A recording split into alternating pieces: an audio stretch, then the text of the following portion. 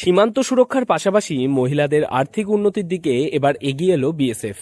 নদিয়া জেলার ভারত বাংলাদেশ সীমান্ত কাদিপুর বিএসএফ ক্যাম্পের উদ্যোগে মৌমাছি প্রতিপালনের ট্রেনিং এবং সহায়ক সরঞ্জাম বিতরণ বিএসএফ এর। আমার যে আমাদের বিএসএফ ক্যাম্পের সাহেবরা আছেন, জওয়ানরা আছেন, ইনাদের আশীর্বাদ আমার মাথার উপর আছে।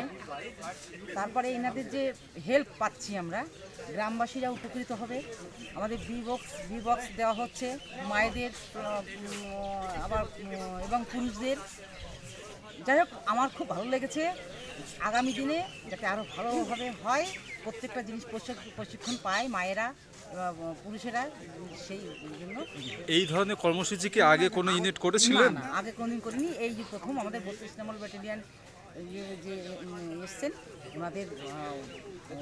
ওনাদের সাহায্যে, মানে ওনাদের জন্যই কিন্তু আমরা এগোতে পারছি। এতে কি আপনাদের সীমান্ত এলাকা অনেক ডেভেলপ হবে বলে মনে করছেন? হ্যাঁ, ডেভেলপ হবে, অনেক ডেভেলপ হবে। আপনার নাম? আমার নাম আলপনা বিশ্বাস, আমি পঞ্চায়েত সমিতি কর্মাধ্যক্ষ। বাড়ি হরিগঙ্গাপুর। নদিয়া জেলা ভারত বাংলাদেশ সীমান্ত কাদিপুর বিএসএফ ক্যাম্পে একটি কৃষকদের প্রশিক্ষণ শিবিরের আয়োজন করা হলো এবং মৌমাছি পালনে যে সমস্ত কৃষক এবং মহিলারা প্রশিক্ষণ নিয়েছিলেন তাদেরকে মৌমাছি পালনের বাক্স প্রদান করা হয়। এদিন দুপুর 12টা থেকে এই প্রশিক্ষণ শিবির চলে দুপুর 2টো পর্যন্ত। ইন্ডিয়ান ইনস্টিটিউট অফ এগ্রিকালচার বায়োটেকনোলজির আর্থিক সহযোগিতায় রামকৃষ্ণ মিশন কৃষি বিজ্ঞান কেন্দ্র এই প্রোগ্রামটি অর্গানাইজ করে।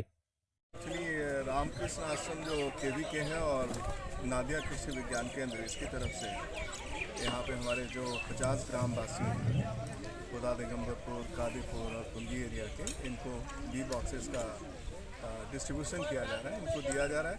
और साइंटिफिक बी कीपिंग कितना फ़ायदेमंद है इनके खेत के लिए, इनके जीविकोपार्जन के लिए और इनके इनकम में बढ़ोतरी के लिए, इसके बारे में इनको जानकारी दी गई है। साथ ही साथ मशरूम कल्टीवेशन से भी इनको क्या फ़ायदा होगा, उनको एडॉप्ट करना चाहिए, इससे होने वाले स्वास्थ्य लाभ, इन सब के बारे में काफ़ी जानकारी दी गई है। उम्मीद करता हूँ ये जो छोटा सा प्रयास है, इससे गाँव वालों के जीवन स्तर में उठाव होगा। এই শিবিরে মোট 50 জন কৃষককে মৌমাছি পালনের বাক্স প্রদান করা হলো এবং তার সঙ্গে বিভিন্ন রকম উপহার দেওয়া হলো।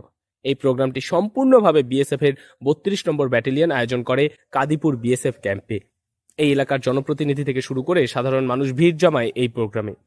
সাধারণ মানুষ ভীষণ খুশি বিএসএফ এর 32 নম্বর ব্যাটালিয়নের এই উদ্যোগে। তারা বিএসএফ এর 32 নম্বর ব্যাটালিয়নদের আধিকারিক সুজিত কুমার মহাশয়কে অসংখ্য ধন্যবাদ জানিয়েছেন। পাশাপাশি এই ধরনের উদ্যোগ আগে কখনো সীমান্তে দেখা যায়নি বলে মানুষ জানায় এবং এলাকার সাধারণ মানুষ যথেষ্ট খুশি বিএসএফ এর এই উদ্যোগে। নদিয়ার কাদিপুর থেকে মৈনাক দেবনাথের রিপোর্ট, লোকাল 18 বাংলা।